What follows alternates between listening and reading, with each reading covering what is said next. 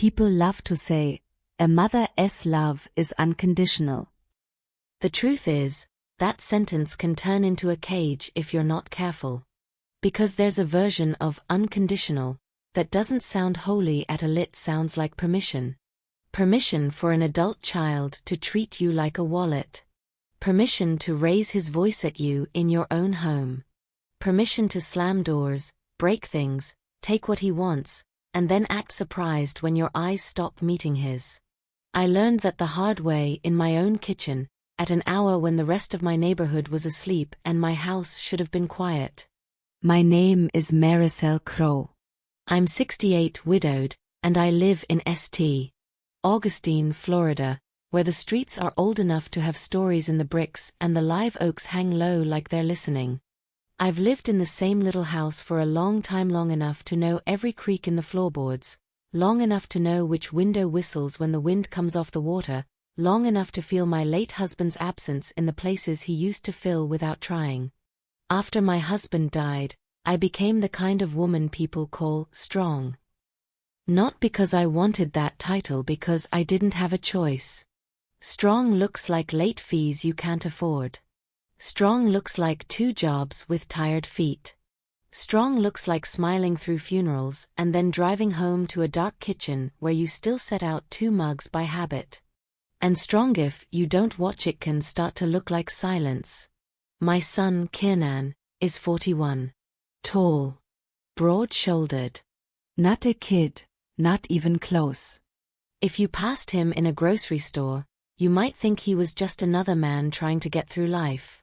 If you heard him talk to strangers, you'd think he had manners. He can do charming like it's a second language. That's the part people don't understand about this kind of story. They imagine a monster with a snarl, someone obviously cruel, someone easy to point at. They don't imagine a man who can hold a door for a woman at the post office and then come home and treat his own mother like she's in his way. For a long time, what Kiernan did wasn't a slap. It was smaller, like termites in the wall's quiet damage that only shows when the structure starts to lean. It began after he just needed a place for a little while. That's how it always starts, doesn't it? A little while turned into months. Months turned into years with no clear end date. He didn't move in like a guest.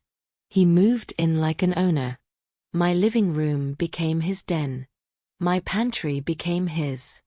My scheduler, very breathing, started bending around his moods. At first, I told myself I was helping. He'd had a rough patch.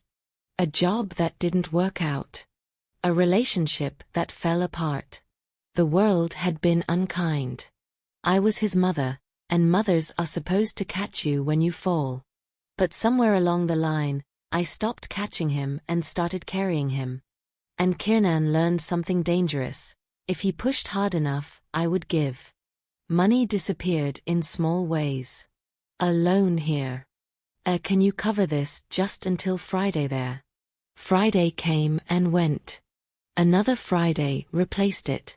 He'd stand at my counter, flipping through mail like it belonged to him, shaking his head at bills as if I was the one failing. Then he started helping with my finances, which is a polite way of saying he inserted himself between me and my own life. "Mom, you forget stuff," he'd say, leaning over my shoulder while I balanced my checkbook the old-fashioned way. "Let me handle it. You mess it up." The first time he said that, I laughed like it was nothing. I thought he was being protective. The second time, I felt the heat in my cheeks because it sounded like a verdict. The third time, he said it with that tone like I was a toddler reaching for a stove. And I let it slide, because I didn't want to fight. That's another thing people don't tell you. Peace can become an addiction. Not a healthy peace, a real, earned peace, but the kind where you swallow your words just to avoid hearing someone else raise theirs. You start choosing the calm that comes from surrender, because you're tired. Because you live alone except you don't, not really. Because the thought of conflict makes your stomach knot up like twine. Somewhere in that slow erosion, My house started feeling less like my home and more like a stage where I had to play the role of easygoing mother, so the leading man wouldn't throw a tantrum. And then came that night. It was late so late the clock numbers looked like they didn't belong to any normal life. The kind of late where the air feels thin. Where you can hear your refrigerator hum like it's the only thing awake besides you. I was sitting at my kitchen table with a cup of tea that had gone cold, listening to an old gospel station turned down low, trying to calm my mind after another day of tiptoeing around my own child. I heard the front door before I saw him. Not because he came in quiet, because he didn't. The key scraped too hard in the lock, like anger had hands. The door bumped the frame. His footsteps dragged, heavy and uneven. I didn't even need to look up to know what kind of night he'd had. He came into the kitchen with that smells-tail alcohol, sweat, the faint burn of cigarettes even though I don't allow smoking inside. His eyes were glassy in a way that wasn't just tired. His jaw worked like he had words chewing on him. He didn't greet me. He didn't ask if I was okay. He looked around like the room owed him something. "What are you doing up?" he snapped. "I couldn't sleep," I said, keeping my voice gentle. I hate remembering how gentle I sounded. Like I was the one who needed to behave. He scoffed and kicked at something near the doorway, one of my slippers I'd left out, like it offended him. "You always do that," he muttered. "Always sitting there like some sad little saint." That's how his cruelty came, sometimes not in punches, but in sentences meant to shrink me. I tried to stay calm. I said, "Kiernan, it's late. Why don't you get some rest? We can talk tomorrow." That word tomorrow hit him like a match. He stepped closer, and the kitchen suddenly felt smaller. The overhead light buzzed. I remember noticing it, how odd that I noticed it, like my mind was taking pictures because something inside me already knew this moment would matter. "Talk," he echoed, his voice rising. "You don't get to talk like you're in charge." "I'm not trying to." He cut me off with a sharp laugh. "You've been trying to run my life since I was born." My heart was beating hard, but I didn't move. I've lived long enough to know when a person is looking for a place to pour their poison. And that night, he had a whole bucket of it. "You think you're better than me," he said, pointing at me like I was on trial. "Sitting there with your little tea. Judging me." "I am not judging you," I whispered. He leaned in. I could see a vein pulsing in his neck. "Yes, you are." I should ve stood up. I should ve walked away. I should have called someone right then. But there's a kind of shock that feels like glue. Your body keeps you still because it can't decide what's safest. He slammed his palm down on the table so hard my cup rattled. "Look at me when I am talking to you." I lifted my eyes slowly, and I saw something I hadn't seen clearly before. Not just anger. Not just frustration. Something uglier: ownership. Like I belonged to him. Like my life was an object in his hands. I said very softly, "Kiernan, I am your mother." And his face twisted like that word offended him. "Mother," he mocked. "You're just..." He looked around my kitchen as if searching for the right insult. "You just a lonely old woman scared of being alone." That one landed. Not because it was true, because it was close enough to a fear I'd never admitted out loud. I felt my throat tighten. Still, I tried. I reached for the last thread of reason, the last piece of the boy I'd raised. "Go upstairs," I said. "Sleep. We'll talk when you sober." Those words were the spark. He grabbed my arm. I remember the exact spot, right above my wrist, where the skin is thin. His fingers clamped down, and pain shot up my forearm like electricity. "Don't talk to me like that," he hissed. I gasped, and I hated that sound coming out of me. Small. Old. Helpless. Kayanan, you re-hurting me. He shook me once hard like he was trying to shake the words out of my mouth. My chair scraped back, legs screeching against the tile.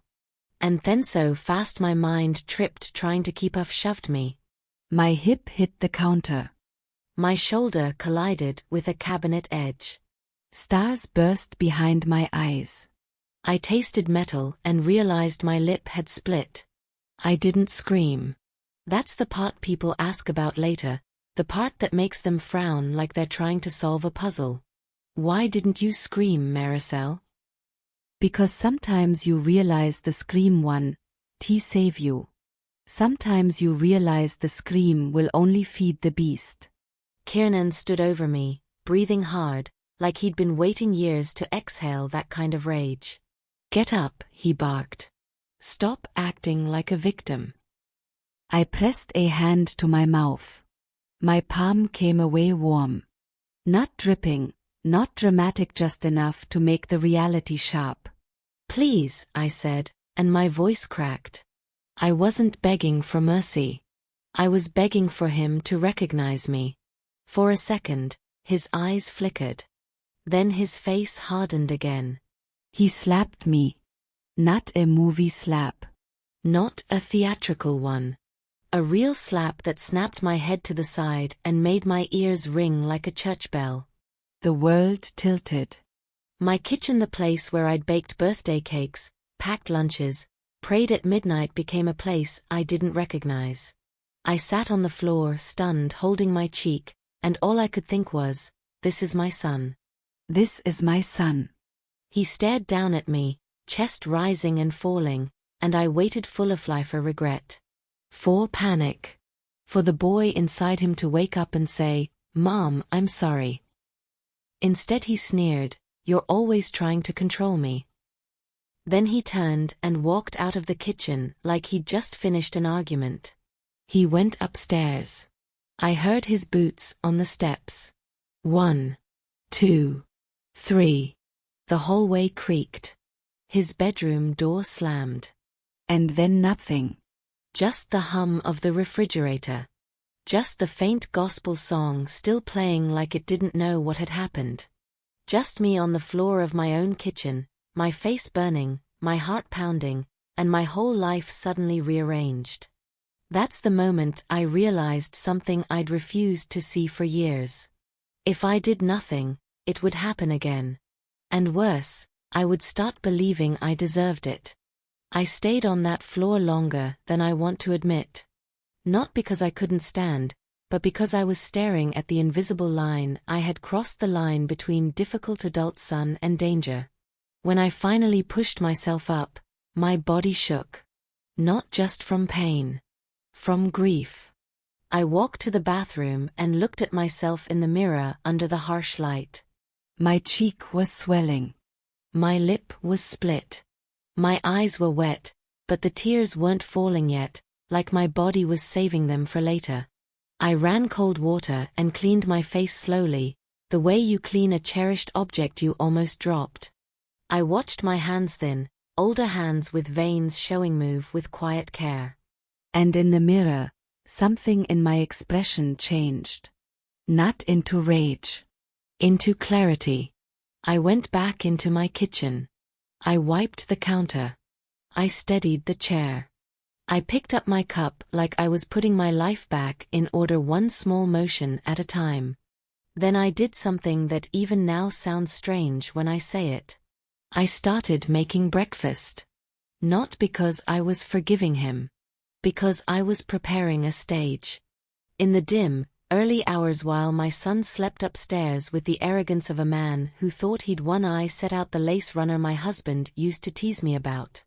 I pulled out the good plates I saved for holidays. I preheated the oven. As I measured flour, I could hear my own breath. Inhale. Exhale. Inhale. Exhale. Every movement was calm, deliberate. My hands still trembled a little, but my mind had gone steady in a way I hadn't felt in years. Because I wasn't deciding whether I loved my son. I was deciding whether I loved myself enough to stop sacrificing my safety on the altar of motherhood. By the time the first hint of dawn softened the window, the smell of warm biscuits filled the house like a memory. My cheek throbbed. My lip stung. My heart felt bruised in a place no ice pack can reach. And then I picked up the phone. I didn't call to argue. I didn't call to threaten. I called to make sure that when my son came downstairs expecting my silence, he would find that silence had transformed into something else entirely. And when the doorbell rang later that morning, and footsteps approached my dining room, I didn't feel fear. I felt time. Because the breakfast I was serving wasn't an apology. It was the beginning of a reckoning. Before anyone can understand what happened in my kitchen, they need to understand what happened to my house long before that night. How a home can be taken over without a single lock being changed, how a grown man can move in and slowly rewrite the rules until the person who owns the deed starts acting like a guest. After my husband, Hollis, died, the quiet wasn't just sound. It was weight. Hollis wasn't a loud man. He wasn't the kind who filled a room with jokes or slapped backs or made himself the center. But he had a steady presence that held our little world together the way a sturdy porch beam holds a roof. Nothing flashy, just reliable. When he was here, the house had a rhythm. Mornings were coffee and weather reports. Evenings were dinner, a little TV, and him humming off-key while he rinsed a plate because he believed in helping his wife, even when I told him it wasn't necessary. Then one winter, his heart gave out like it just got tired of keeping time. The funeral was all handshakes and casseroles and well-meaning people saying, "Call if you need anything," as if grief is something you can schedule like a haircut. When the crowd disappeared, what was left was me, Maricel Crowe, standing in my own hallway, staring at coats still on hooks that would never move again. That's when Kiernan showed up with a suitcase and a face full of concern. "Mom, I'm not leaving you here alone," he said. It sounded like devotion. It sounded like love. Now I understand it also sounded like opportunity. At first, he did just enough to look like a good son. He fixed a loose cabinet hinge. He carried groceries. He sat with me on the porch and asked about Hollis, as if he'd suddenly developed a tender curiosity about his father's life. I remember thinking, God help May remember thinking, maybe tragedy matured him. Kiernan had always been strong-willed. As a kid he was the type who could talk teachers into extra credit and talk his friends into dumb dares. He was clever. Not bookish clever people clever. The kind of clever that knows which words to use and when to smile. And when you're a mother, that kind of clever makes you proud before it makes you afraid. He stayed for a while. That's the phrase he used. Like he was offering me a favor that would end naturally, like a guest visit. He'd had a setback, he said. A job that turned unstable. A breakup that left him stretched thin. The story had the right amount of detail, enough to sound real, not enough for me to poke holes in it. He moved into the spare room and kept it tidy for about 2 weeks. Then his socks began migrating into my laundry basket like little flags of occupation. His dirty cups collected in the living room. His phone calls grew louder. His sleep schedule shifted until he was awake at night and sleeping all day, which meant the house never truly rested because someone was always stomping or clattering or talking too loud at the wrong hour. I still told myself I was lucky. Lots of widows don't have children who care, people said. Lots of older women eat dinner alone, people said. Lots of mothers wish their sons would come home, people said. I tried to hold onto those sentences like they were scripture. But then the helping began. It started small and sweet, the way most control does. "Mom, you shouldn't be driving to the bank by yourself. I'll deposit your check for you. Mom, you're paying too much for cable. Let me call and negotiate. Mom, that bill looks wrong. Let me see it." I gave him the benefit of the doubt because I wanted to believe my son was stepping up. Also because grief makes you tired in a way you can't explain. It's not just sadness, it's decision fatigue. Every choice feels heavy. If someone offers to carry something, you hand it over just to rest your arms. One afternoon, I set my checkbook on the table and he glanced at it like it offended him. "Why are you still doing it this way?" he asked, like I'd told him I still used a washboard. "This way has always worked," I said. He leaned over, too close, his shadow falling across the paper. "You're going to make a mistake. You know you get forgetful." I laughed because mothers laugh to make insults feel like jokes. "I'm not forgetful." He shrugged. "Not yet. But it's coming." "You want to end up like those people on the news getting scammed."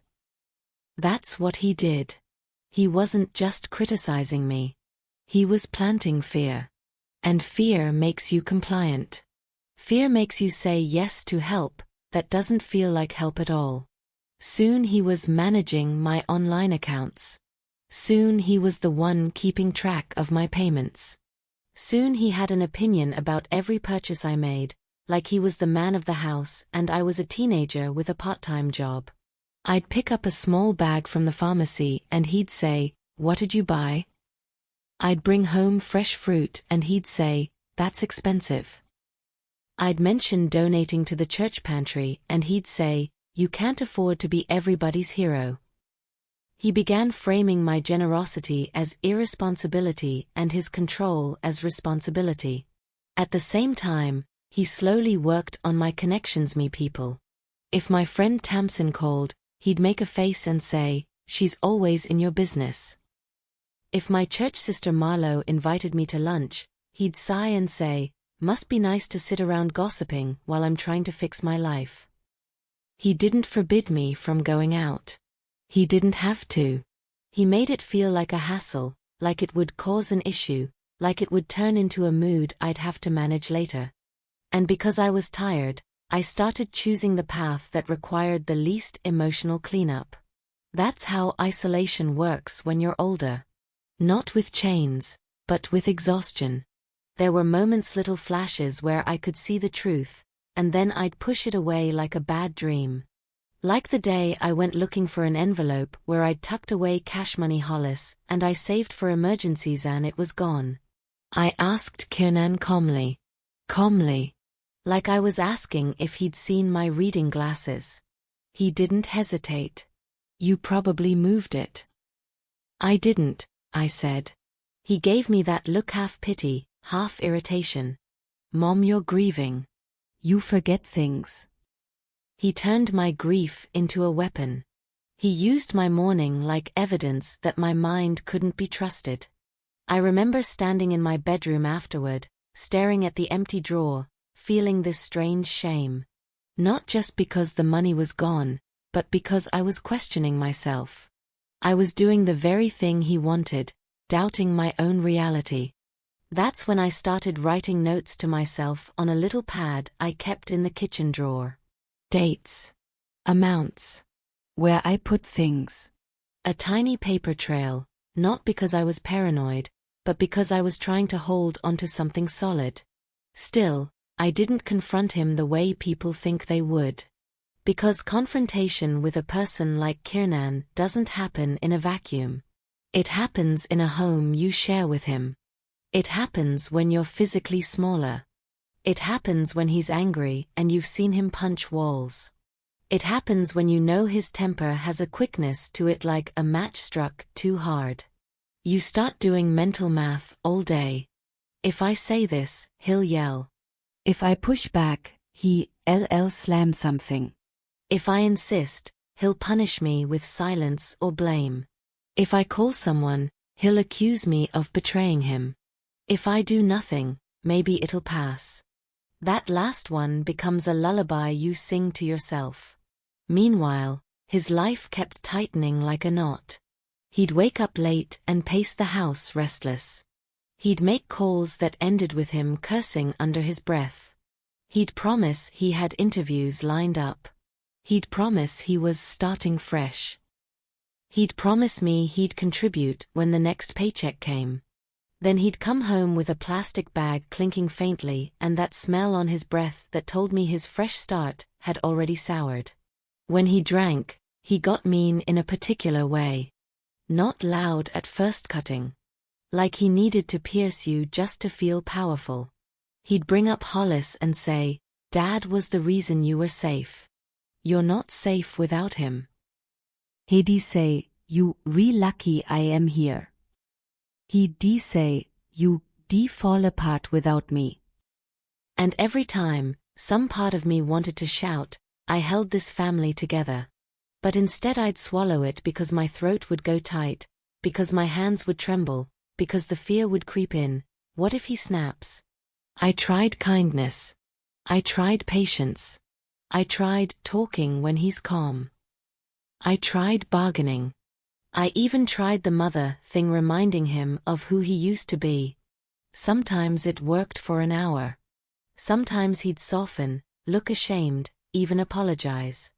Those apologies were like rain in drought, rare enough that you take them as proof the person you love is still in there.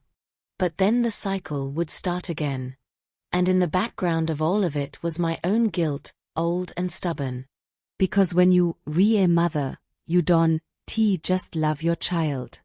You carry a file cabinet in your soul full of every mistake you think you made. Every time you raised your voice when you shouldn't have. Every time you worked too much. Every time you missed a school event. Every time you said yes to keep the peace. Every time you said no and watched their face fall. Kiernan knew how to pull that cabinet open and toss the files across the room. You weren't there for me, he'd say. You don't know what it's like out there, he'd say. You think you so perfect, he'd say. And a part of me would think, maybe I failed him. And another part of me would whisper, failing him doesn't mean I deserve to be harmed. That second voice grew louder over time. The day I noticed it clearly was a Sunday. I was getting ready for church. I had my simple pearl earrings in my hand, the ones Hollis bought me years ago after a small promotion at work. Kiernan watched me from the doorway like I was doing something offensive. You still go there and smile at everybody, he said, like you're some saint. I paused. I go because it keeps me steady. He snorted. You go because you want people to feel sorry for you. I looked at him, then really looked. And I realized he wasn't just struggling. He wasn't just lost. He was resentful of my steadiness. Because if I stood upright, it meant I wasn't dependent on him. And if I wasn't dependent on him, he couldn't justify controlling me. That night, the night from part 1, didn't he appear out of nowhere? It was the end of a long, quiet takeover. By the time he grabbed my arm in that kitchen, he'd already been taking pieces of me for years. My confidence. My privacy. My friendships. My money. My sense of authority inside my own walls. And I need to say something plainly, because I wish someone had said it to me sooner. When a grown child starts treating you like the enemy, your tenderness becomes a tool he can use against you. In the days leading up to that night, there were warning signs sharper than usual. He'd been sleeping less. Drinking more. Snapping at small things, misplaced keys, the TV volume, the dog barking next door. He'd muttered about how everything stacked against him. He'd accused me of siding with the world, instead of siding with him. I remember the day before it happened, he stood in my hallway and said, "This house is going to be mine eventually anyway." He said it casually, like he was talking about the weather. Something cold slid down my spine. I answered, "That's not how it works, Kiernan." He turned his head slowly and stared at me with that same ownership in his eyes. "We'll see." I didn't sleep well that night. I woke up twice, listening to the house. Listening like a prey animal listens. I hate that truth, but it's the truth. And when I sat at the kitchen table in the deep dark hours, tea turning cold, gospel humming low. I wasn't just restless. I was bracing.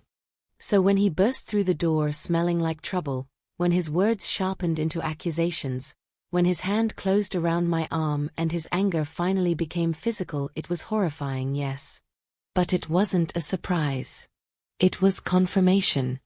And when I looked at myself in the mirror afterward, lips split, cheeks swelling, eyes bright with pain, I didn't just see an injured old woman. I saw a line that had been crossed. The kind of line that, once crossed, tells you exactly what you are dealing with. I want you to understand, my decision the next morning didn't come from sudden bravery. It came from accumulated truth. Truth stacking up day after day until it became heavier than my fear. Because by then, I knew two things for sure. If I stayed quiet, I might not survive the next escalation. If I spoke up the right way, smart, steady, witnessed, I might finally get my life back. And that's why, when the house went silent upstairs after he slammed his bedroom door, I didn't crawl into bed and pretend. I started preparing. Not a scene. Not a screaming match. Not a dramatic showdown. A controlled moment in daylight where I wouldn't be alone with his version of the story. That's what part 3 is show. I turned my kitchen into a courtroom without ever raising my voice. After he slammed his bedroom door upstairs, the house didn't feel quiet. It felt staged, like the whole place was holding its breath, waiting to see which version of me would show up next. The old version would sit down, swallow the humiliation, and start the cycle again. Keep the peace, don't make it worse, he didn't mean it, he's my son, he's struggling. That version of me had been surviving on excuses the way some people survive on crackers, thin, dry, barely enough to keep you from collapsing. But when I stood in my kitchen with my hand against my split lip and my cheek pulsing like a warning, I realized something that scared me more than the slap. I had been practicing for my own erasure. Not all at once. Not dramatically. Just in tiny daily concessions. Don't argue. Don't contradict. Don't invite people over. Don't mention money. Don't bring up work.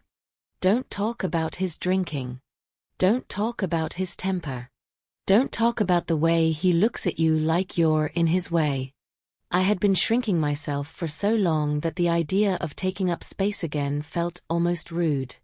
That's what abuse does. It teaches you that your boundaries are a nuisance. It trains you to think your safety is negotiable. I walked into the bathroom and turned on the faucet. Cold water. Clean washcloth. I pressed it gently to my lip and watched my own hands. They were trembling just a little, but they were still my hands. I had lived through childbirth, through funeral arrangements, through storms that knocked out power for days, through the kind of loneliness that makes you talk to the radio just to hear a human voice. I had survived enough to recognize a moment of decision when it finally arrived. I looked in the mirror again. And I said it out loud, because some truths need air. Not again. The words sounded strange, like they belonged to someone braver. But they were mine. I went back into the kitchen. The gospel station was still murmuring in the background, and there was something about those soft voices singing about deliverance that steadied me. I turned the volume up one notch, not because I needed noise, but because I needed something in the house that wasn't fear. Then I did the most ordinary thing imaginable. I cleaned up. Not because I was trying to erase what happened. Because I was reclaiming my space. I wiped the counter where my tea had spilled. I pushed the chair back under the table. I straightened the dish towel on the oven handle like my hands were telling my mind, this is still your home. And then I opened my pantry. Flour. Baking powder. Salt. Sugar. A little jar of honey. The ingredients were simple, the kind I'd used 1,000 times. My mother taught me biscuits when I was a young wife and still thought love could solve anything if you just tried hard enough. I hadn't made them in a while, not the way I used to, from scratch, because Kiernan mocked my old lady habits, and complained that I was wasting time. That night, I reached for the flower like it was a tool, not a comfort. I wasn't baking to be sweet. I was baking to stay awake, to stay steady, to keep my hands busy so my mind wouldn't spiral into panic. Because if I let myself panic, I'd talk myself out of doing what needed to be done. I'd convince myself it wasn't that bad. I'd bargain with my own pain. I set a bowl on the counter, measured out flour, and the sound of it hitting ceramic was strangely soothing. Scoop. Level. Tap. My breathing started matching the rhythm. I could feel my heart slow down, not because I felt safe, but because I felt purposeful.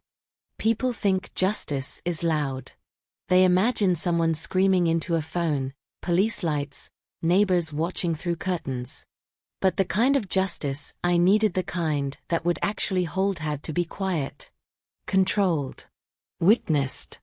I turned on the oven light and watched the small glow spread across the inside like a tiny sunrise. I slid a tray in and closed the door. The click of the latch sounded final. Then I walked over to the landline. Yes, I still have a landline. You can laugh if you want.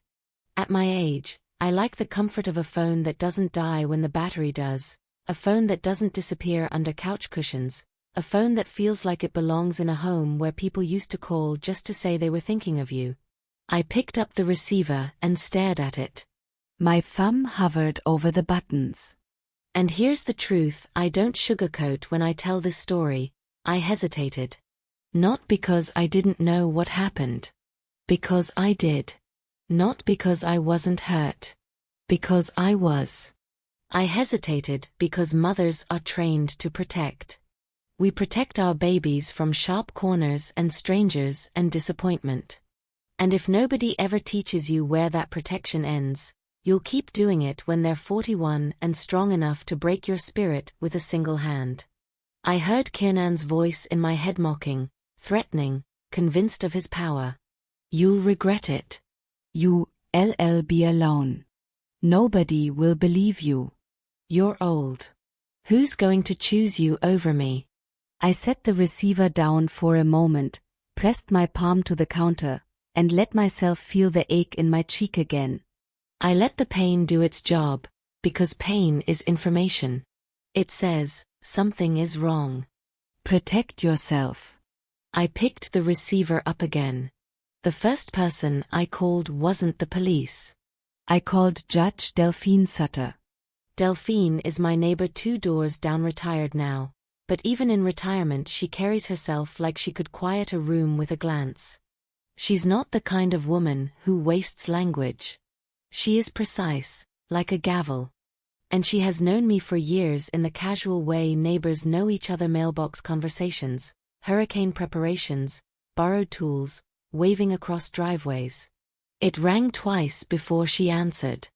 Mariselle. Her voice was alert in an instant. Is everything all right? I didn't cry. I didn't ramble. I said it in one sentence, because that was all I trusted myself to manage without falling apart. Delphine, he hit me. There was a pause, short, but heavy. Who? She asked, though I could hear she already knew. Kianan. Another pause. Then her tone changed. Not into sympathy, into focus. Are you injured? Yes. Is he in the house right now? Yes. Upstairs. Sleeping. Are you alone with him? Yes. Can you lock your bedroom door? I can lock mine, I said, and I glanced at the flimsy little lock like it was a joke. But he. Listen to me, she said, and when Delphine Sutter says those words, you listen. You are not going to handle this alone. My throat tightened. I don't want a scene. I don't care what you want, she replied, not cruelly, but firmly. You want safety. You want documentation. You want witnesses. And you want to prevent escalation. When she said the word witnesses, It felt like a key turning in a lock in my mind. That's exactly what I needed. Not because my truth wasn't enough, but because Kiernan's version of reality had always been louder than mine. I swallowed. I'm going to serve breakfast. If I said it like that, it sounded ridiculous. Like I lost my mind. But Delphine understood something deeper than the words. You're setting a controlled environment, she said. Good. What time? 8, I answered, surprising myself with how quickly the plan formed as soon as I spoke it. 8 o'clock. Quiet. No sirens. I want him to walk into it. Then I'll be there at 8, she said. Not as a neighbor. As a witness. And Maricela take photos. I blinked. Photos. Your face, she said. Your lip. Any bruising. You need to preserve evidence. Do it now while the swelling is fresh. It felt strange, turning my pain into proof. But I did it. I used my phone camera with the bathroom light on, took pictures that made my stomach twist. My cheek looked unfamiliar, like I was looking at another woman who had been betrayed. When I came back to the kitchen, Delphine was still on the line. You need law enforcement present, she said, like it was as simple as ordering groceries. I know, I admitted. Maricel, she cut in, I'm going to say this plainly. If you delay, you give him time to manipulate you. And you give him time to decide what he'll do next. That sent a chill through me, because it was true. The most dangerous part of a violent moment is not always the moment itself, it's what comes after, when the abuser realizes consequences might be coming and tries to regain control. Delphine didn't have to spell it out. Her silence did. Call now, she said. I exhaled. Okay. Good, she replied. And stay on the phone with me while you do it. So there I was, a widow in a quiet Florida kitchen before dawn, one hand on the phone, the other hand still smelling faintly like flour, calling for help with a retired federal judge listening on the other end like a guardian. I dialed the number for Sergeant Rowan Hale. Rowan isn't just a cop in my mind. He's the kind of man you see at church passing out bulletins with his kids, the kind who fixes a flat tire for a stranger without expecting praise. He's steady. And he understands the difference between family trouble and danger. When he answered, I didn't say, "Hey Rowan," the way you might speak to someone you greet at potlucks. I said, "Sergeant Hale, this is Maricel Crowe. I need to report a domestic assault." That formality mattered. It drew a line. It told my own brain, this is real. This is official. This is not something you minimize because you're embarrassed. Rowan's voice sharpened, professional instantly. Mom, are you in immediate danger? He's asleep upstairs, I said. I'm downstairs. I'm hurt. I want officers here when he comes down. No sirens. Quiet. Understood, Rowan said. Do you have a safe room you can lock yourself into? My bedroom door locks, I said again, still not trusting it. Stay away from the kitchen knives, he added, gentle but direct. Stay where you have an exit. Keep your phone on you. And do not confront him alone. We'll come. I glanced at the oven where the biscuits were rising, the way normal mornings start. It felt surreal. What time? Rowan asked. 8, I said. And I asked Judge Delphine Sutter to be here. There was a brief pause. Judge Sutter. Then a soft exhale, like relief. That's smart, Ms. Crowe. Very smart. I hung up and felt my legs wobble, as if the courage I'd been borrowing from purpose was suddenly heavy. Delphine was still on the line. Good, she said. Now we structure the morning. We. That word almost made me cry. Because for so long, It had been just me absorbing Kiernan's moods, me adjusting, me accommodating, me alone in the quiet aftermath of his outbursts. We meant I wasn't isolated anymore. Delphine stayed with me while I planned. I wrote down everything I could remember about the night. The time he came in. The words he said. The way he grabbed my arm. The shove. The slap. The door upstairs. I wrote it not like a diary, but like a statement. Simple. Direct. No dramatic language. Just facts. Delphine coached me as if she were teaching me how to protect myself with clarity. Don't editorialize, she said. Don't accuse him of motives. Describe actions. Juries and reports care about actions. I hadn't thought about juries. That made my stomach flip. But it also made me feel a strange dignity. Like my life mattered enough to be taken seriously. While the biscuits baked, I set the table. And I want you to picture it, because the picture matters. My little dining room wasn't fancy. It is a modest home. But I had a lace runner I'd saved from my wedding days. I had dishes that only came out at Christmas. I had cloth napkins folded neatly in a basket because my mother taught me that even plain meals can be served with respect. That morning, I served respect like armor. I placed one setting at the head of the table for myself. To my right, I placed a setting for Delphine. To my left, I placed a setting for Sergeant Hale. Across from me, I placed a setting for Kiernan. And as I set that last plate down, my hands paused. Because I realized I was setting a place for the son I once fed when he was small, when he had scraped knees and missing teeth and a laugh that made Hollis grin. It hurt. It hurt in that deep way only a mother knows, the grief of loving someone who is still alive but no longer safe. But I didn't remove the plate. I left it there because I wanted him to see the contrast, the home he was destroying, the mother he was endangering, the community he thought he could intimidate. I wanted him to understand that the table wasn't mine alone. This table had witnesses now. I took the biscuits out, and the warm smell filled the room. It almost tricked my body into thinking everything was normal. My stomach growled, and I felt a flash of anger at my own humanity. How dare my body request breakfast when my heart was in crisis? But then I remembered something my grandmother used to say: eat something when you're scared. You'll need strength for whatever comes next. So I made grits the way Hollis likes, slow, with butter, no fuss. I brewed coffee. I poured orange juice into a glass pitcher. I wasn't performing forgiveness. I was preparing for a confrontation that wouldn't require me to raise my voice. Because yelling had never worked.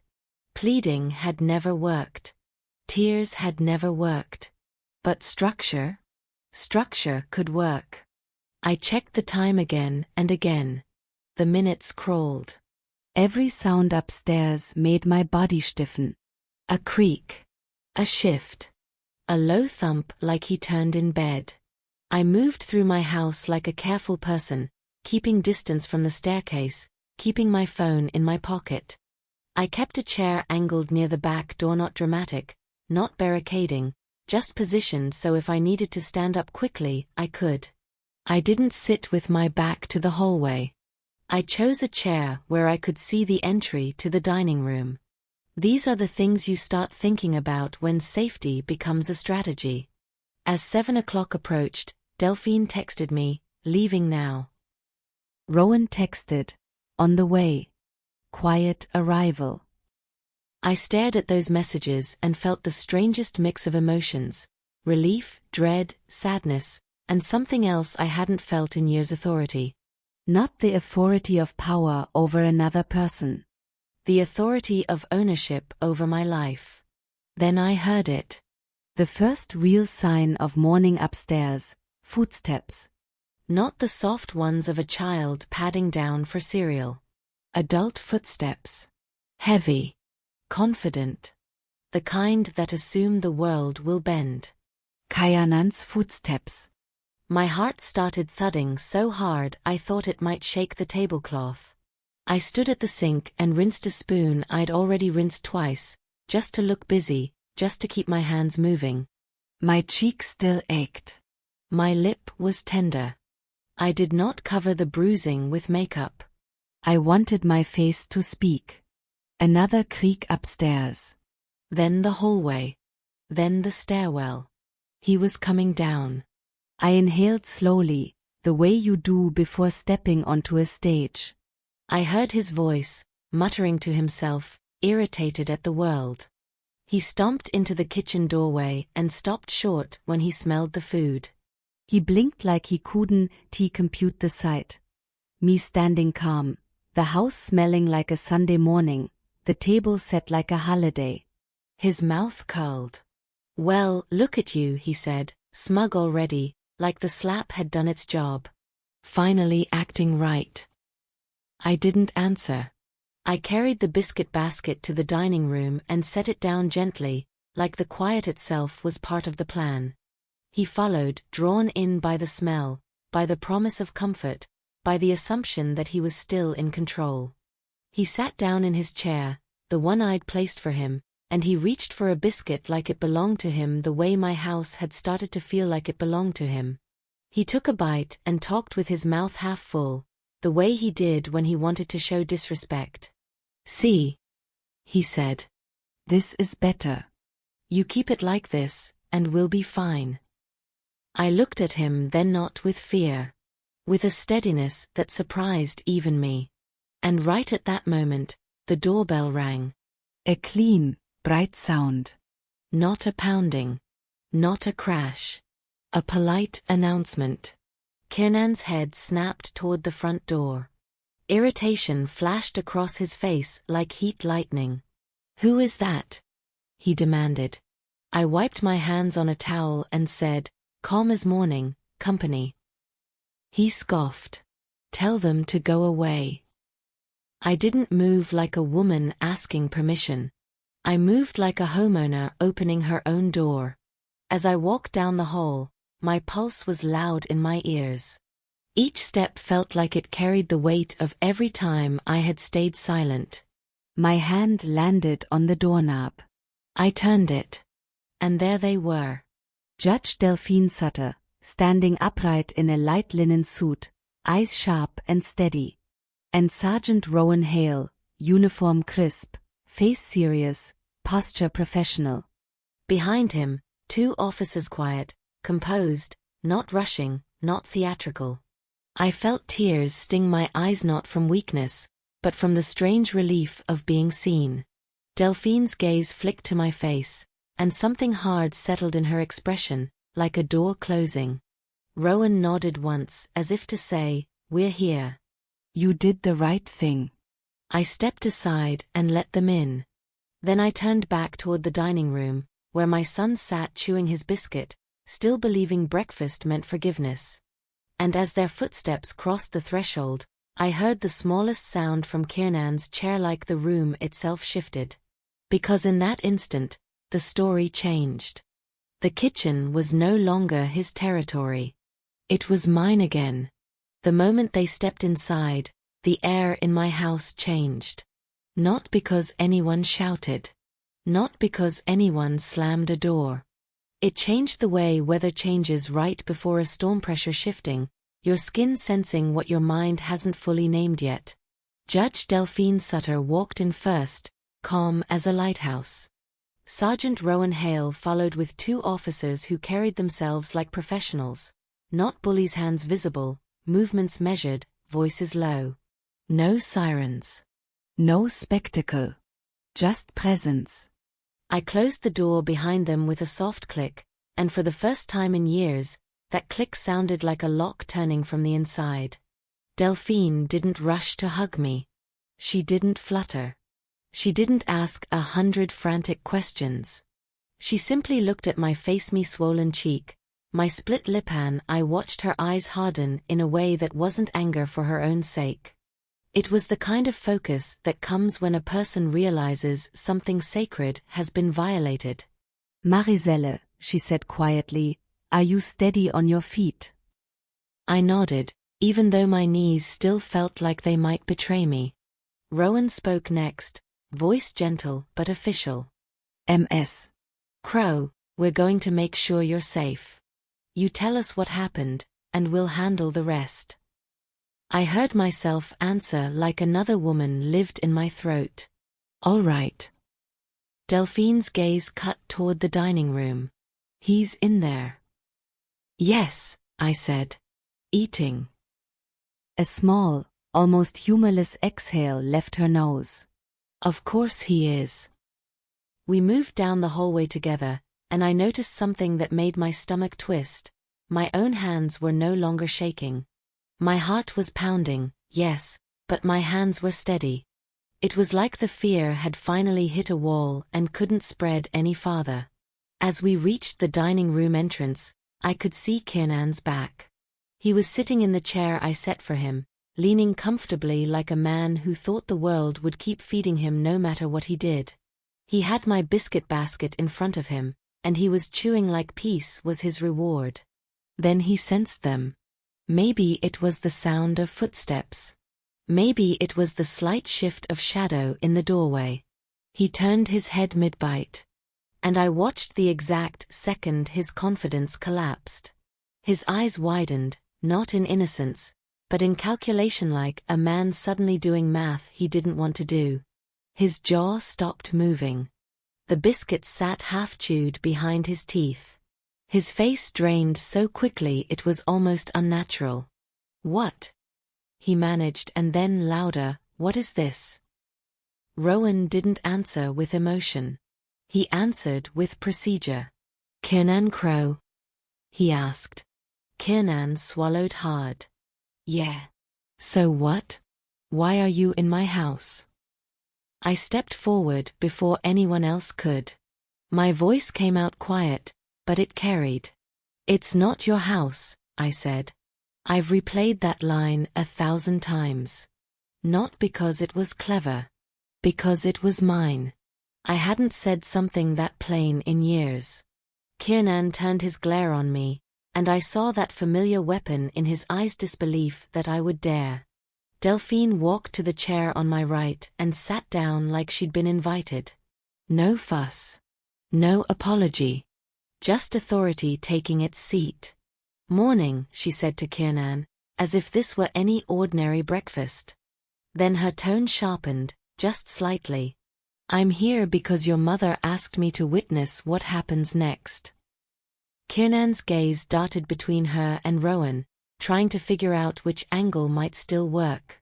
This is ridiculous, he snapped, recovering a fraction. This is family business. Rowan's expression didn't change. Domestic violence isn't family business, sir.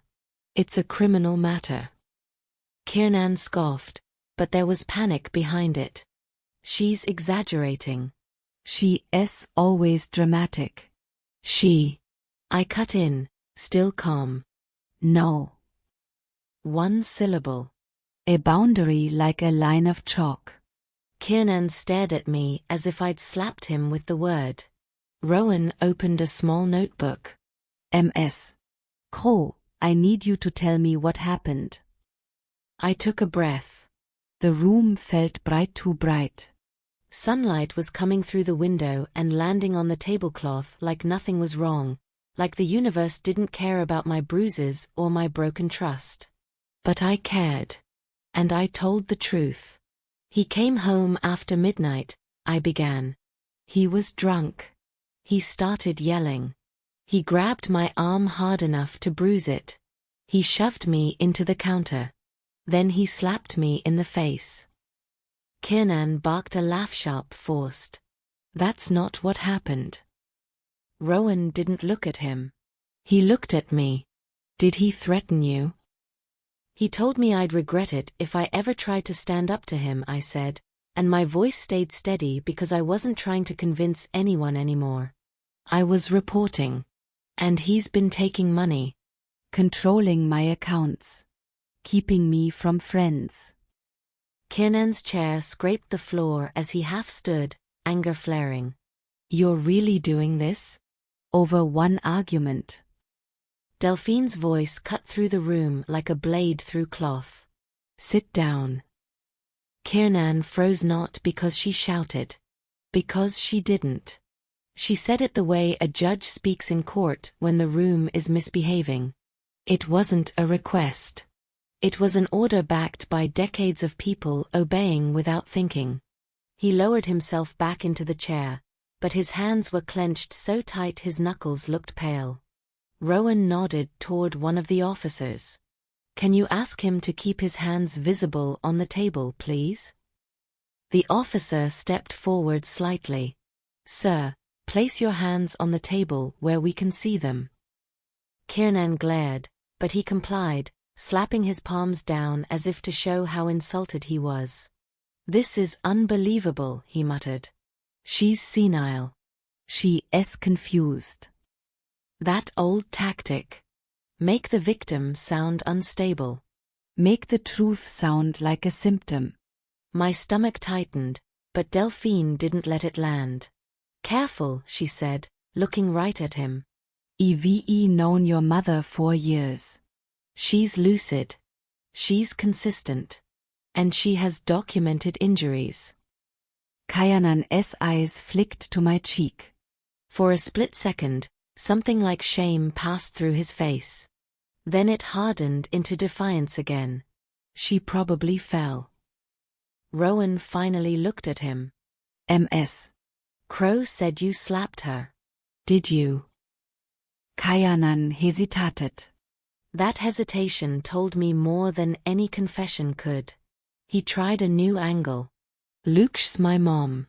I didn't mean Tosh gets in my face, okay? She pushes me. She. Rowan's voice stayed level. Did you slap her, yes or no? Kiernan's throat barbed. I barely touched her. Delphine's eyebrows lifted. You barely touched her face with an open hand? Interesting phrasing. The second officer, quiet, efficient, asked me, Ma'am, do you have any photos of your injuries? Yes, I said, and I pulled out my phone. My fingers didn't shake as I swiped, found the images, and handed it over.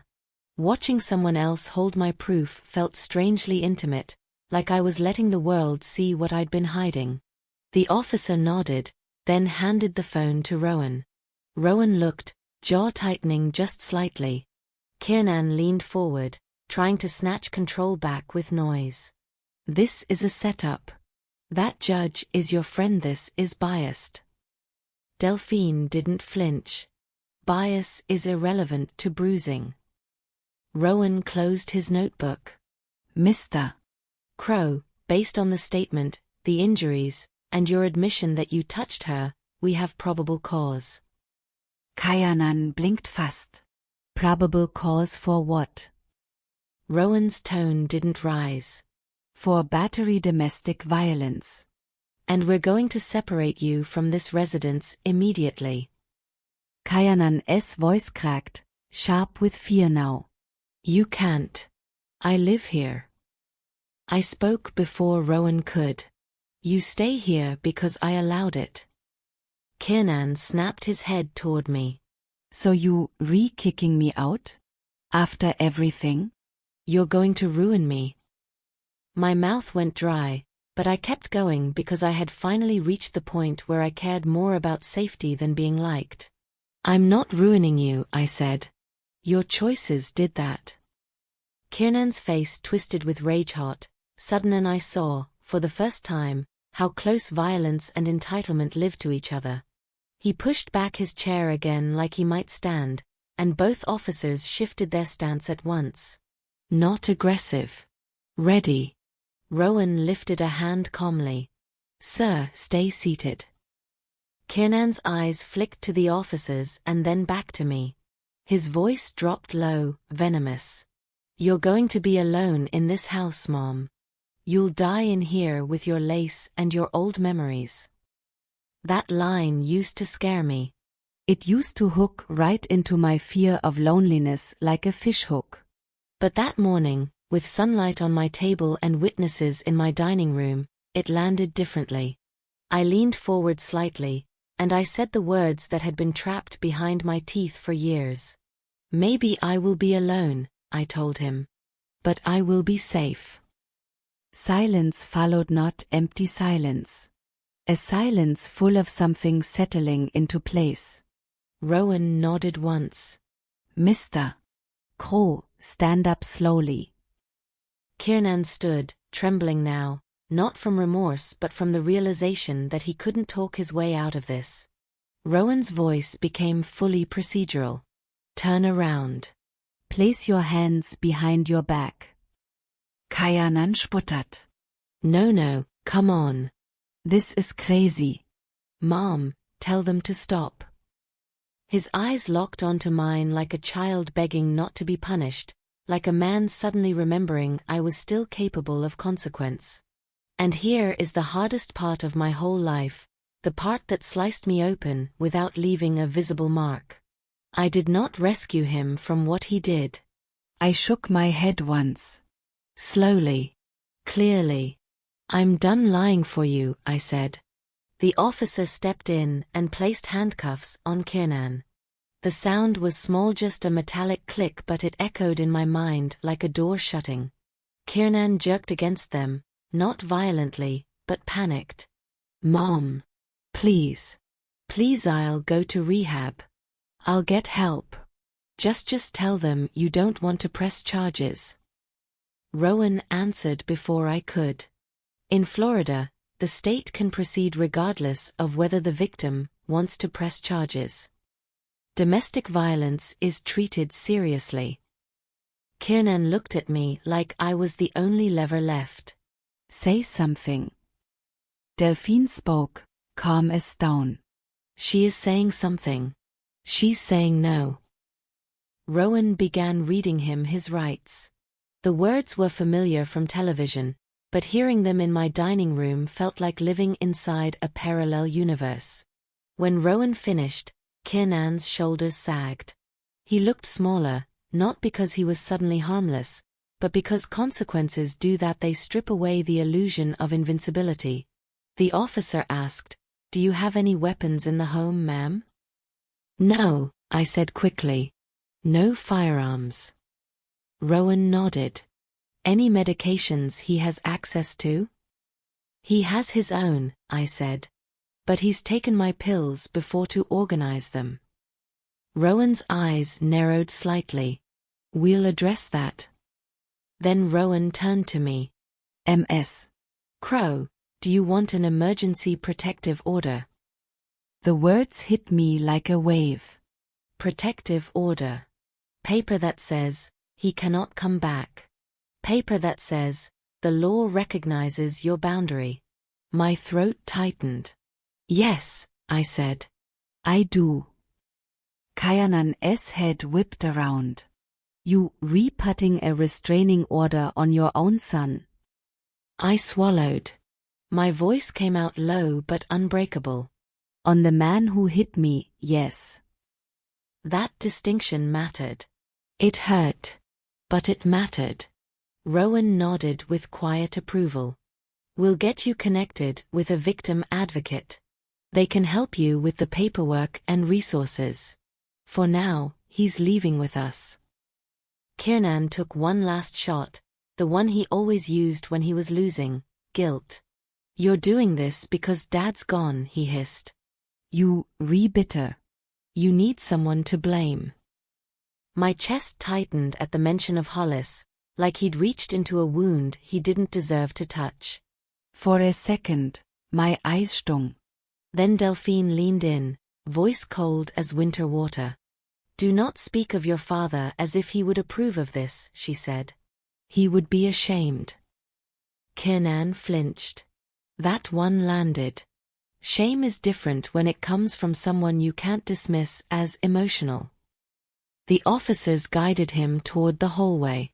Kiernan stumbled once, not because they pushed him, but because his own body was fighting reality.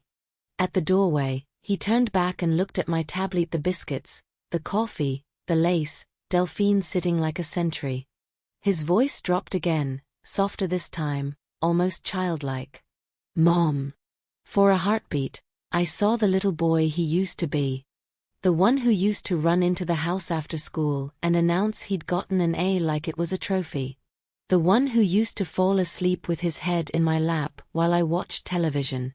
The one I would have protected from anything. And in that heartbeat, I also saw my bruised face in the bathroom mirror. I saw my arm in his grip. I saw the way fear had been living in my home like mold in the walls. I pressed my hand flat on the tablecloth to anchor myself. I love you, I said, because it was true. But you can't live here. And you can touch me again.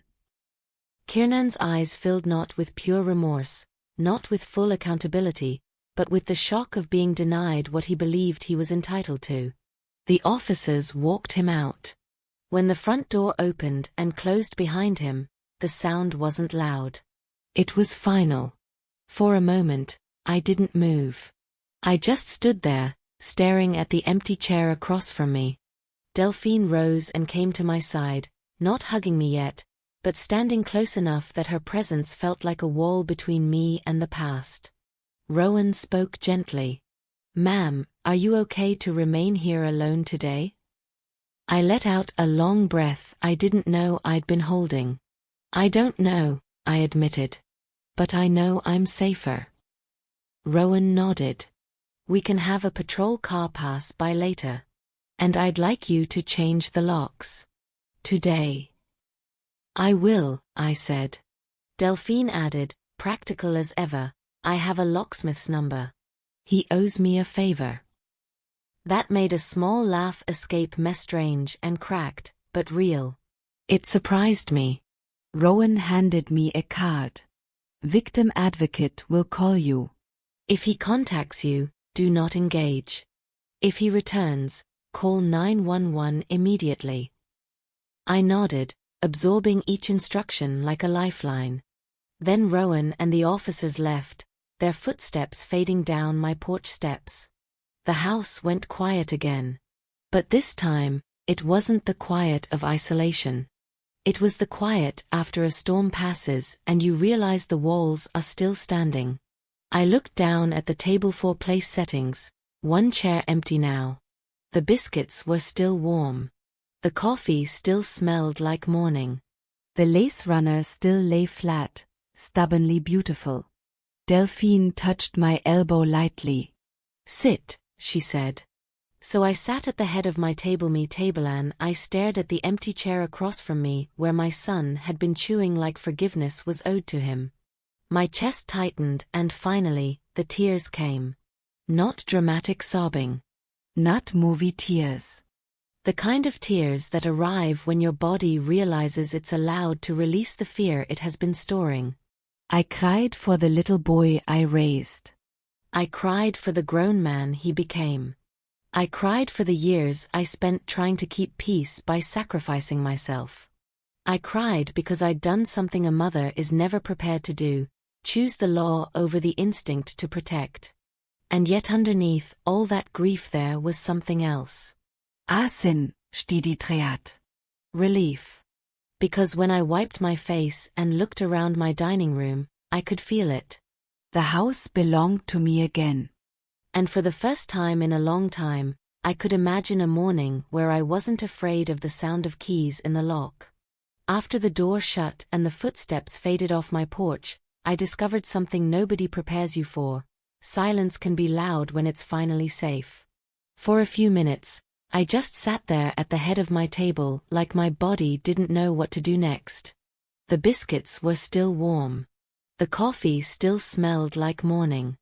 The lace runner lay flat like it had never witnessed anything. And that empty chair across from me, Kiernan's chair, looked almost innocent, like a piece of furniture that didn't deserve to be associated with what had happened. Judge Delphine Sutter stayed beside me without crowding me. She didn't tell me to be strong. She didn't hand me a cliché. She simply existed in the room with the kind of calm that lets your nervous system believe it's allowed to settle. "Eat something," she said softly, practical as a seatbelt. "Even if it's 2 bites." I shook my head at first, because my stomach felt like it was filled with stones. But I tore off a small piece of biscuit and forced it down. Not because I was hungry, because my grandmother's voice was right, you need strength for whatever comes next. And something did come next. It came in waves, one after another, like the ocean deciding it wasn't done with you. First wave, the shaking. Not fear shaking, exactly more like my body had been holding itself rigid for years and finally let go. My hands trembled so hard I had to set my cup down with both palms around it. Second wave, the guilt. It rose in me like a hot tide. He is my son. I did this. I sent him away in handcuffs. What kind of mother? Delphine must have seen it on my face, because she leaned in slightly and said, "Don't start blaming yourself. That's how this continues." I pressed my fingertips to my temple. It feels like I betrayed him. You didn't, she replied. You stopped protecting him from the truth. And that treated me differently than guilt did. Guilt wants you to rewind time. Truth wants you to move forward. Third wave, the practical panic. What happens now? Will he come back? Does he have keys? Did I just make him angrier? Will people talk? Will I be safe tonight?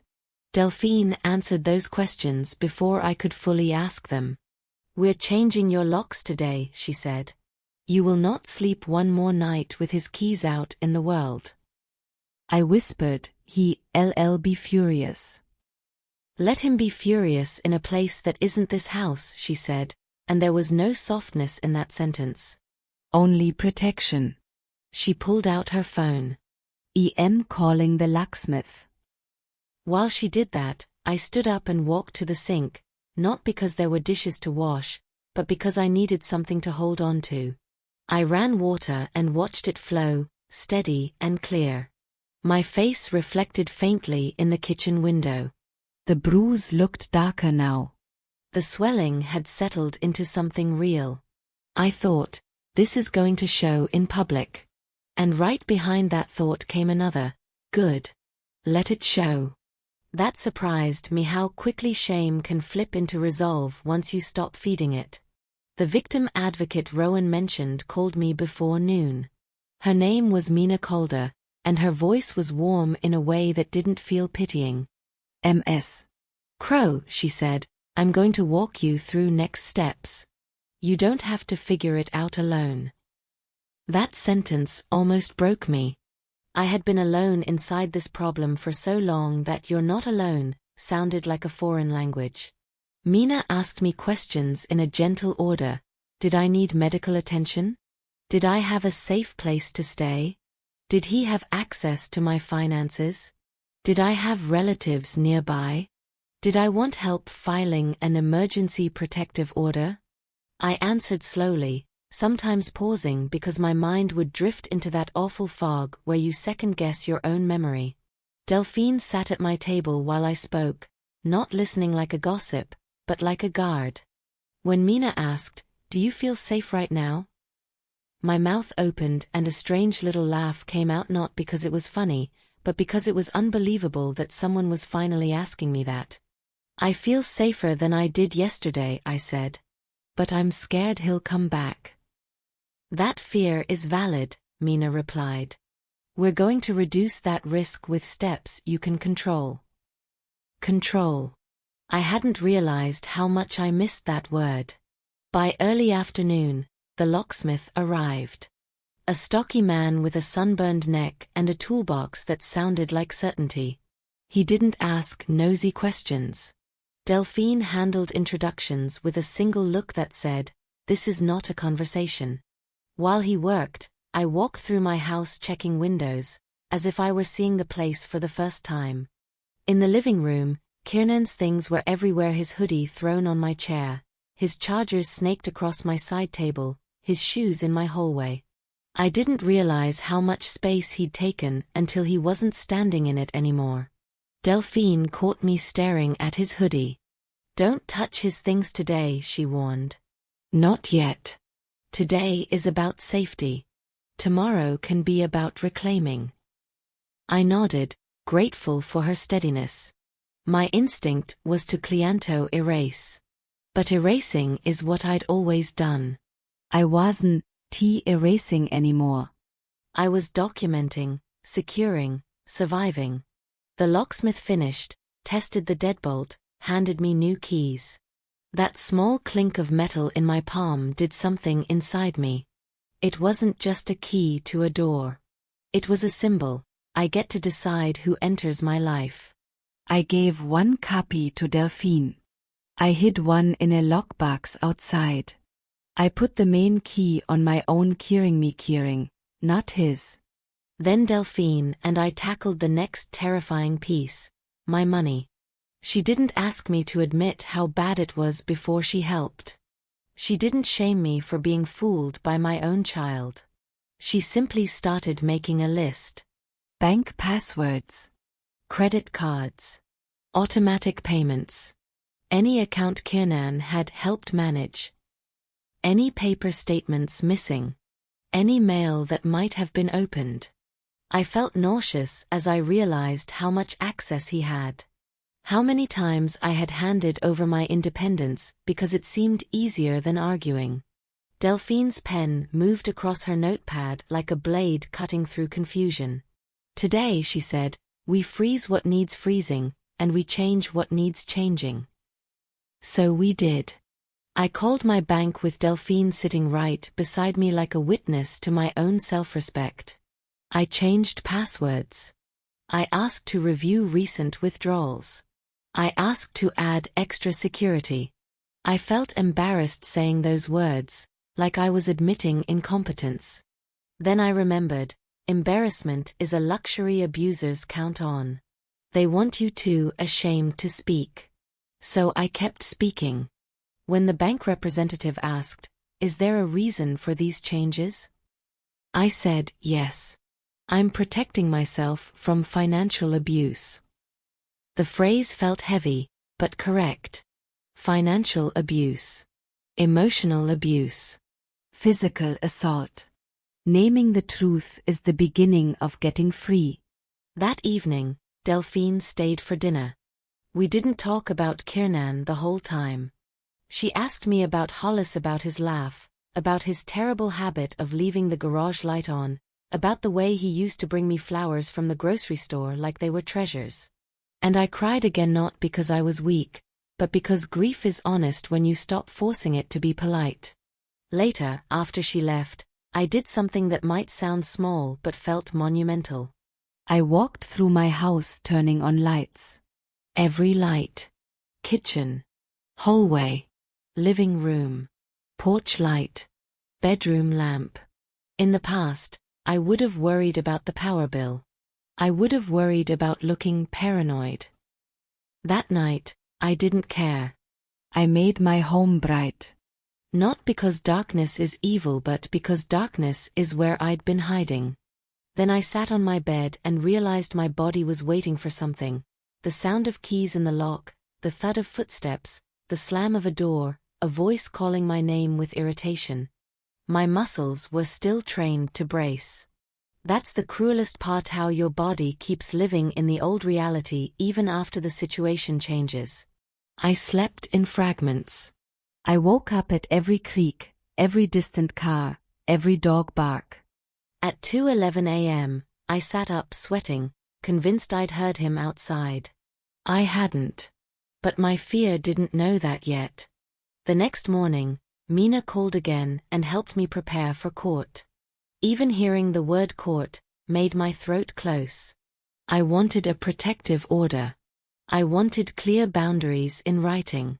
But the idea of seeing Kiernan in a courtroom made my stomach turn.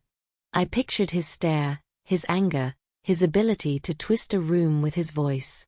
Mina coached me gently. He may try to charm. He may try to blame. He may cry.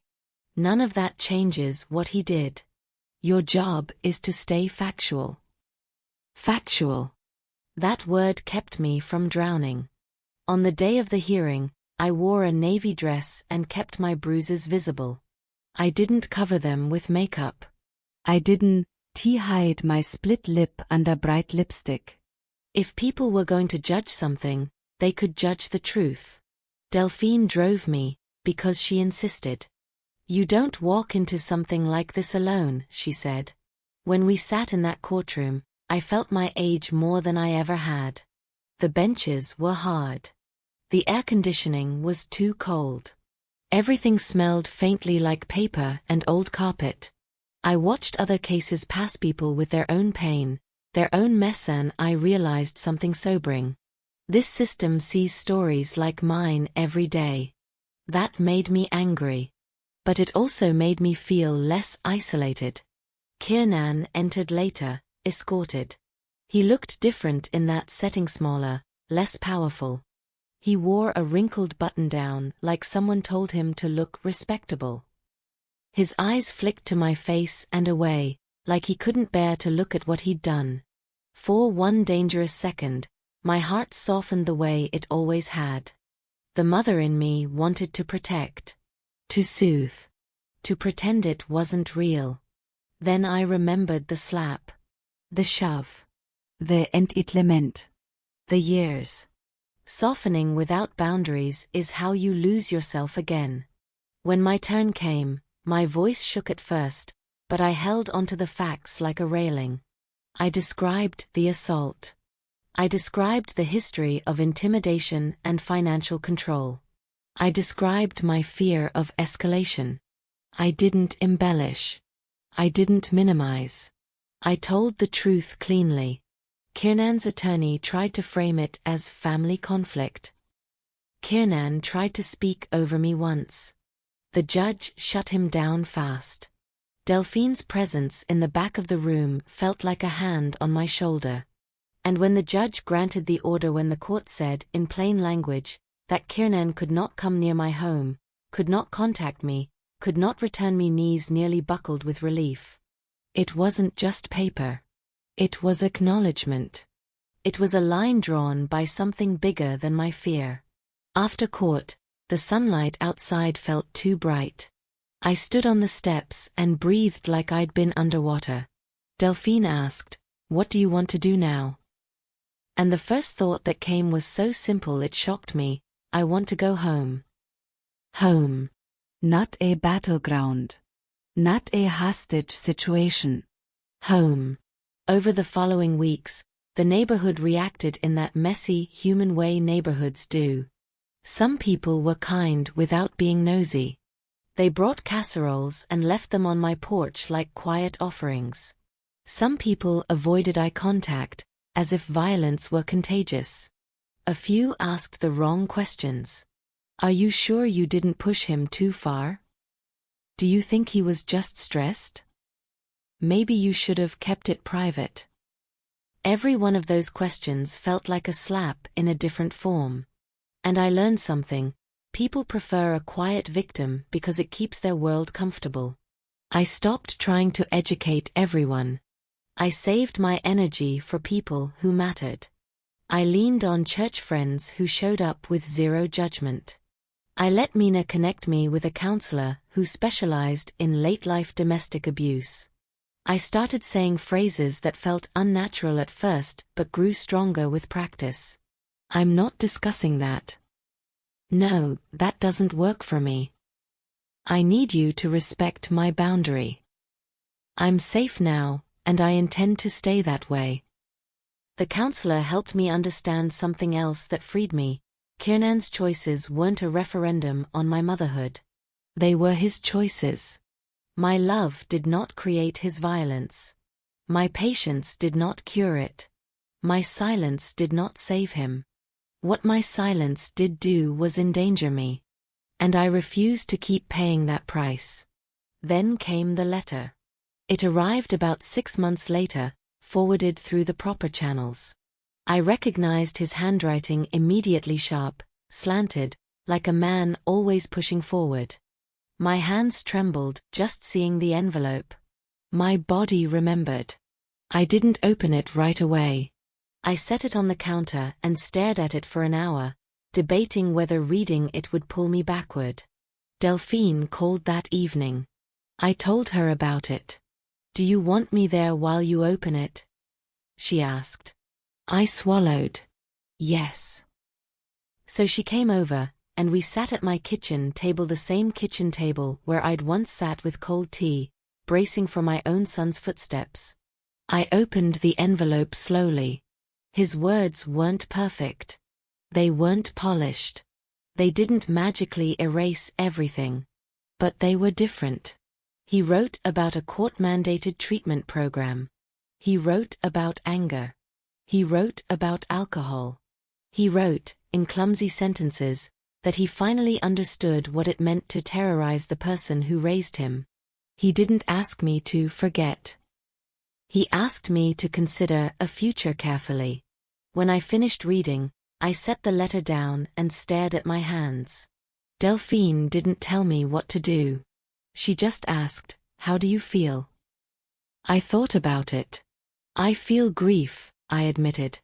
And I feel cautious. And I feel angry. And I feel something like hope, but I don't trust it yet.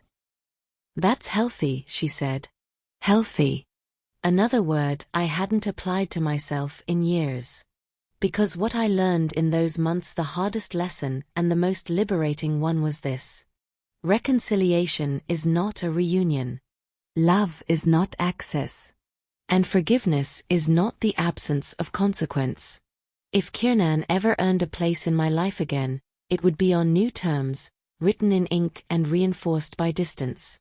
Public meetings. No money exchanges. No keys. No, just a quick visit. No late-night phone calls. No conversations when he was unstable. A relationship might be possible. A return to the old dynamic was not. That's where part 6 begins, what it looked like to build a life that didn't revolve around his moods, and how I learned to be a mother with boundaries without turning into stone. But part 5, this part, is the part 1 want you to hold on to if you've ever been made to feel guilty for protecting yourself. The night I served breakfast and justice didn't end my motherhood. It ended my captivity. And that difference saved my life. People think the story ends when the handcuffs click. They imagine the door shuts, the villain is gone, and the victim finally exhales and lives happily ever after in a quiet house with fresh locks. I wish it worked like that. I really do. But what nobody tells you is this. Sometimes the person who leaves your home doesn't leave your nervous system. For weeks after Kiernan was removed, I still lived like a woman expecting impact. I'd jump at the sound of a car door outside. I'd freeze when someone knocked unexpectedly. I'd wake up at 3 a.m. with my heart galloping like I'd been running, and I'd sit on the edge of my bed trying to figure out if I heard footsteps or if my mind was just replaying old fear.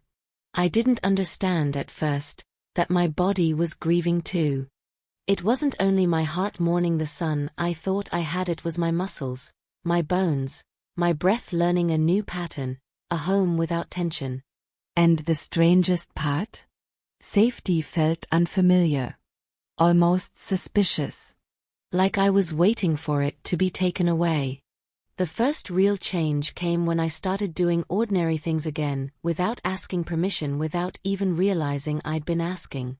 I played music in the kitchen. Not quietly. Not apologetically. I opened my windows and let the ocean air move through my curtains like the house was allowed to breathe. I bought strawberries even though they were too expensive, because they made me happy. I called my friend Tamsin and said, "Come over," without checking the time to make sure it wouldn't trigger a mood upstairs. The first time I invited someone into my home after everything, I almost backed out. I cleaned too much. I adjusted the pillows 3 times. I worried they'd look at my bruised face and see me differently. But when Tamsin stepped in, she didn't ask me why my son had done it. She didn't try to solve me. She didn't say, "But he's your son," like that sentence is supposed to erase bruises. She simply walked to me, took my hands and said, "I'm glad you're still here." I didn't know I needed that. Not praise. Not pity. Just the quiet recognition that what I survived mattered. Even so, healing didn't feel like a straight road. It felt like a porch with loose boards. You step wrong, and suddenly you're back in the drop. There were days I felt strong, even proud. And then a random thing would knock the wind out of me, a mother and son laughing in the grocery aisle, a man Kiernan's age asking his mother which cereal she likes, a TV commercial about family sticking together no matter what. Those moments made my throat tighten because they reminded me of what I wanted and didn't have. And then, sometimes, my mind would do something cruel. It would replay the night like a tape, looking for the moment I should have stopped it earlier, the sentence I should have said years ago, the first time I should have refused to lend money, the first time I should have demanded respect. My counselor Mina connected me to a trauma specialist, helped me understand the difference between responsibility and regret. Maricel, she said, you can regret the years you lost without taking responsibility for his choices. That sentence was like a key to a locked room in my brain. Because I had been carrying his actions like they were my report card. As if motherhood were a guarantee. As if love were a contract that forced me to endure anything. As if my job was to absorb pain so he wouldn't have to. The counselor had me write a list, simple, honest. Things I control. Things I don't control. Under things I control, I wrote, my locks, my boundaries, my money, my time, my response. Under things I don't control, I wrote, his temper, his addiction, his choices, his denial, his future. That list didn't cure anything overnight, but it gave me a place to stand when guilt tried to pull me backward. And guilt did try. When Kiernan's second letter arrived months after the first, it was calmer. More structured. He wrote about group therapy.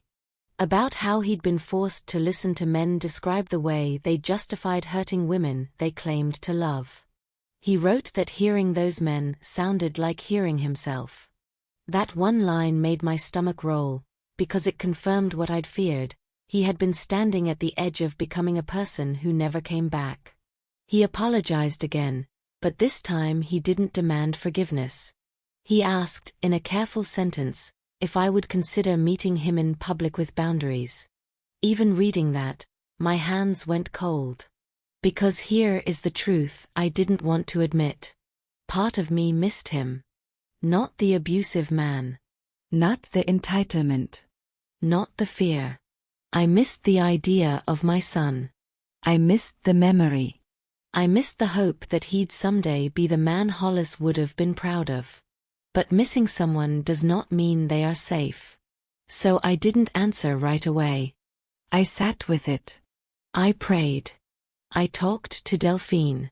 I talked to my counselor.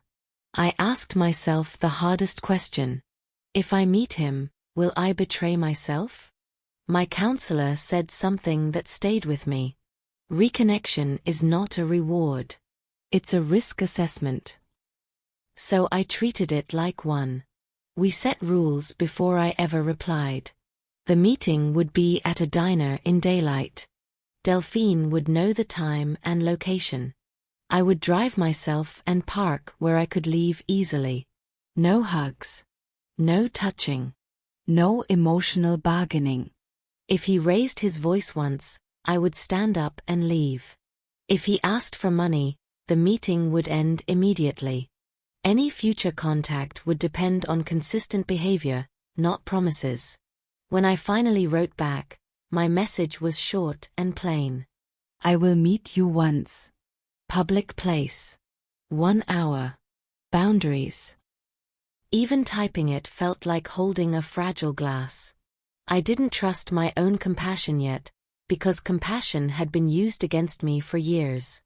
The day of the meeting, I wore a simple cardigan and my navy dress again, not because I wanted to look strong, but because navy makes me feel anchored. I arrived early, chose a booth with my back to the wall, and ordered coffee so my hands had something to do. When Kiernan walked in, I barely recognized the energy more than the face. He looked thinner. His shoulders sat lower. He moved like someone trying not to take up too much space. That alone made my heart ache because it reminded me how much arrogance had been fueling him before. He saw me and stopped, like he was afraid I'd vanish. "Mom," he said softly. I nodded. "Kayanan." He slid into the booth across from me. He didn't reach for me. He didn't grab the conversation. That was new. For a few seconds, neither of us spoke. The diner clinked around us, plates, forks, small talk, someone laughing too loud at a joke. Life going on. Then Kiernan swallowed and said the sentence I had waited years to hear in the right form. "I did it. I hit you. And it wasn't your fault." "No, but." "No, you pushed me." "No, I was stressed." No shifting of blame. Just ownership. My throat tightened, and I hated that my eyes watered, because I didn't want him to mistake emotion for permission. Still, I let myself feel it, because I'm not trying to become stone. I'm trying to become safe. "I needed you to say that," I told him.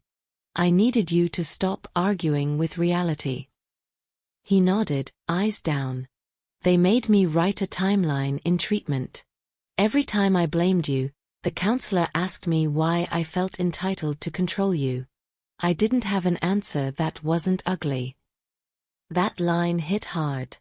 Because entitlement is the root of so much harm, and hearing him name it was like watching someone finally turn on a light in a room they'd kept dark. He didn't ask to come home. He didn't ask to move back in. He didn't ask for money. Instead he said, "I know I can't undo it. I know I don't deserve trust. I'm trying to build a life where I'm not that man again." I studied him. Not like a mother wanting to believe. Like a woman protecting herself. "Trying isn't enough," I said, quietly but firmly. "Consistency is what matters." He nodded. "I know." Then he made another mistake, small, but telling. He said, "I just want things to go back to normal." And that's when I realized how important it was for me to speak clearly. "There is no normal after what happened," I said. "That normal was killing me slowly. If we have anything, it will be new. And it will be on terms that protect me." His jaw tightened like he didn't like it, then he breathed out and nodded again, forced to accept reality. We talked for nearly an hour. About his program. About the conditions of his release. About what accountability looked like. I didn't coddle him, but I didn't humiliate him either. I kept the conversation on truth, not punishment. At the end he asked, "Can I hug you?" I felt the old instinct rise, motherhood reaching forward automatically. But my body remembered fear. And I listened to my body for the first time in a long time. "No," I said. His face flickered with disappointment. "Good." He needed to learn that remorse doesn't erase boundaries. "I'm not ready," I added. "And you don't get to rush my healing." He nodded, and to his credit, he didn't argue. He stood up, placed cash for his coffee on the table, and said, "Thank you for meeting me." Then he left. I sat there after he walked out, staring into my cup, feeling like I'd just done something both brave and heartbreaking. Because the truth is, boundaries don't make you feel warm at first. They make you feel lonely, like you're choosing yourself when you've been trained to choose everybody else. But I drove home, turned my key in my new lock, stepped into my house, and felt the most important thing. Peace. Not perfect peace. Not movie peace. But the kind where you can inhale without bracing. Over the next year, Kiernan and I built something that looked nothing like what we had before. Short calls at scheduled times. Meetings in public. No money. No keys. No access to my accounts. No staying overnight. No, just drop by. And I learned something that shocked me. Love survives boundaries better than it survives abuse. Because love without boundaries becomes a wound. A few times, Kiernan tried to test the limits, nothing dramatic, but small pushes. A request for just a little help with a bill. A suggestion that he could stop by quickly, instead of meeting publicly. Each time, I said no. Calmly. Once. No speeches. And each time I said no, my fear got a little smaller. Meanwhile, my life got bigger. I joined a community volunteer group at church. I started walking in the mornings with two women who didn't treat me like a headline, they treated me like a friend. I rearranged my living room and moved the chair I used to sit in when I was waiting up at night. I painted my guest room a soft green and turned it into a reading nook. I planted herbs in my backyard and learned the quiet joy of watching something grow because you care for it. And the biggest change of all? I stopped measuring my worth by whether my son approved of me. I began measuring my life by whether I felt safe inside it. Now, I'm not going to lie to you, some people judged me. There were whispers, because there are always whispers. People who said, how could she do that to her own child? People who wanted me to keep my pain private so their world could stay tidy. But I stopped living to keep other people comfortable. Because comfort is what nearly got me hurt again. Here's what I know now, at 68, that I wish I'd known earlier. A mother can love her child and still call the police. A boundary is not cruelty. It's clarity. Consequences are not revenge. They are reality. Forgiveness is personal. Safety is non-negotiable. If you're listening to my story and you feel that knot in your stomach, the one that says, this sounds like my house, I need you to hear me. You don't have to wait for it to get worse to deserve help. You don't have to wait for a perfect reason. You don't have to be bleeding to be in danger. And you do not have to set yourself on fire to keep someone else warm, even if that someone else came from your body. Today, my home is quiet in a way it never used to be. The kind of quiet where you can hear the ceiling fan turn. The kind of quiet where you can read without pausing at every sound.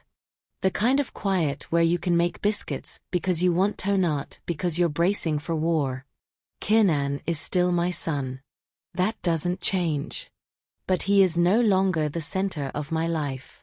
And that is what saved me. So let me ask you something, because I want you to answer honestly in your own heart. If someone you love kept crossing your boundaries, if they kept taking and taking until you felt small in your own home, would you keep calling it love? Or would you do what I finally did and choose peace, even when it breaks your heart first?